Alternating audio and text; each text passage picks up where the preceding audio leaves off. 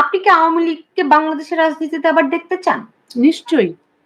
কোন দলকে আমি ব্যান করার পক্ষপাতী নয়। একমাত্র জামাতকে ব্যান করার পক্ষে? হ্যাঁ, আমি এই যে বলছি একমাত্র ধর্মভিত্তিক রাজনৈতিক দল ছাড়া।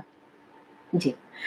কিন্তু আওয়ামী লীগের কর্মকাণ্ডও তো নিষিদ্ধ করে রেখেছে। সেক্ষেত্রে বাংলাদেশে যে একটা একটা সেকুলারিজম এর কথা বলা হয় অন্তত কাগজে কলমে, সেটি কি হবে? দেখুন, আওয়ামী লীগের একটা সুযোগ ছিল। শেখ হাসিনা কিন্তু ভোট পেয়েছেন একসময় ৭২ এর সংবিধান ফিরিয়ে আনবেন বলে। কিন্তু আনেননি কিন্তু তিনি।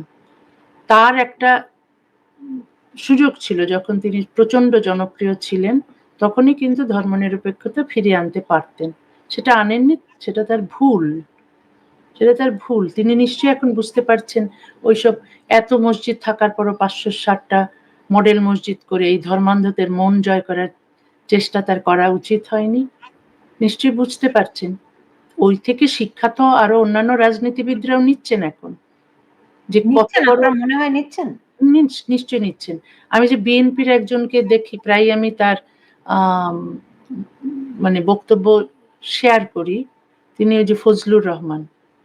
তিনি জি। তো বঙ্গবন্ধুর পক্ষে, মুক্তিযুদ্ধের পক্ষে। তিনি তিনি যেভাবে জোর গলায় কথা বলছেন, আমি তো কোনো আওয়ামী লীগের কোনো নেতাকেও এত জোর গলায় কথা বলতে দেখি না।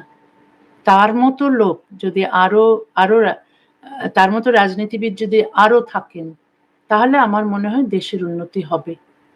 দেশের রাজনীতিকরা যে ভুলটা করেছেন সেগুলো আর করবেন না। জি। এই জামাতে ইসলামী, শিবির এদের যেন আর সুযোগ না থাকে মাথাচাড়া দেওয়ার। জি।